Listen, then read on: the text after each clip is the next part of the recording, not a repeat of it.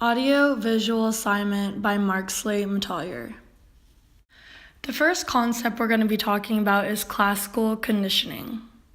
Classical conditioning is learning an association between two stimuli that results in a behavioral response to one stimulus that the stimulus did not previously obtain. There are four components in classical conditioning. The first component is conditioned stimulus. The conditioned stimulus is the stimulus that did not previously obtain a response. The second component is unconditioned stimulus, which is a stimulus that already obtains a particular response. The third is unconditioned response, which is a behavior that occurs in the presence of the unconditioned stimulus prior to training. Lastly is the conditioned response, which is the response obtained by the conditioned stimulus after the learning procedure. What's important to remember is that classical conditioning involves placing a neutral signal before naturally occurring reflex. An example of classical conditioning is the experiment in which Pavlov noticed that the dogs began to drool whenever they saw lab coats, even if there was no food in sight. Pavlov wondered why the dogs salivated at lab coats and not just at food. He ran a study in which he rang a bell every time he fed the dogs. Pretty soon, just ringing the bell made the dogs salivate. Pavlov said the dogs were demonstrating classical conditioning, and he summed it up like this. Conditioned stimulus was the bell, which by itself will not produce a response. But then the unconditioned stimulus, which is the food, will produce an unconditioned response. And the unconditioned response is salivation. The conditioned response is the drooling of the dogs when they heard the bell. It's something the dogs learned.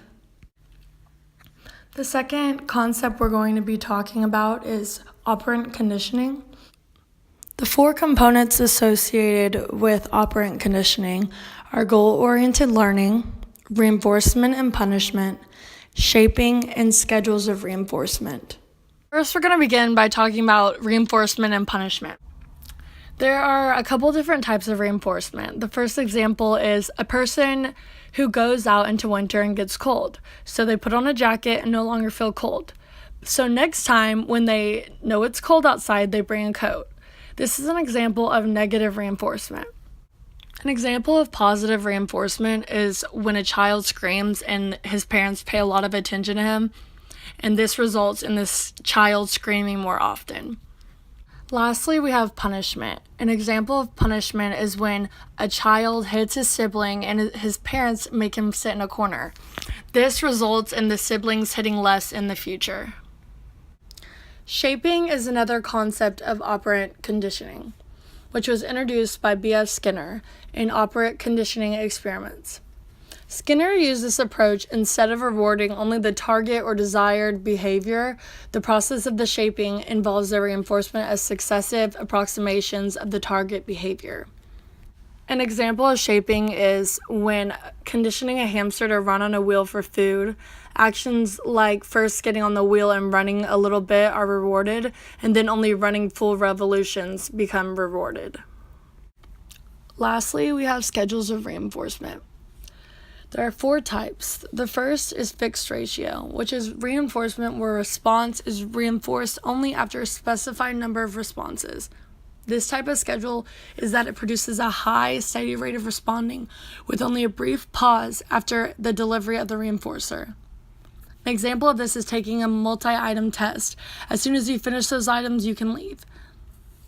The second is variable ratio, where a response is reinforced after an unpredictable number of responses. This schedule creates a steady, high rate of responding. An example of this is gambling. And lottery games are good examples of a reward based on a variable ratio schedule. Next, we have fixed interval, which is reinforcement where the response is rewarded only after a specified amount of time. An example of fixed interval is picking up a salary check every week or once every 2 weeks. Last, we have variable interval, which is reinforcement where response is rewarded after an unpredictable amount of time has passed. This schedule produces a slow, steady rate of response. An example is pop quizzes. Theoretically, causes a steady rate of studying because you never know when they'll occur, so you have to be prepared at all times. The third concept is judgment heuristics. There are two different types. The first one is representativeness heuristic, which is things that appear to have the features of a particular category are more likely to be judged as being in that category. There's also the availability heuristic, which are things that come to mind easily or are judged more frequent, things that come to mind first and things that come to mind quickly. An example of representativeness heuristic is Sarah loves to listen to New Age music and faithfully reads her horoscope each day, and in her spare time she enjoys aromatherapy and attending a local spirituality group. Many people would identify her as a holistic healer based on representativeness. She fits in with the existing ideals of how a holistic healer might behave. In reality, it is far more likely that Sarah is actually a school teacher based on probability. School teachers are way more common than holistic healers. An example of availability heuristics is after seeing several news reports about car thefts, you might make a judgment that vehicle theft is much more common than it really is in your area. This type of availability heuristic can be helpful and important in decision making. When faced with a choice, we often lack the time or resources to investigate in greater depth. Faced with the need to an immediate decision, the availability heuristic allows people to quickly arrive at a conclusion.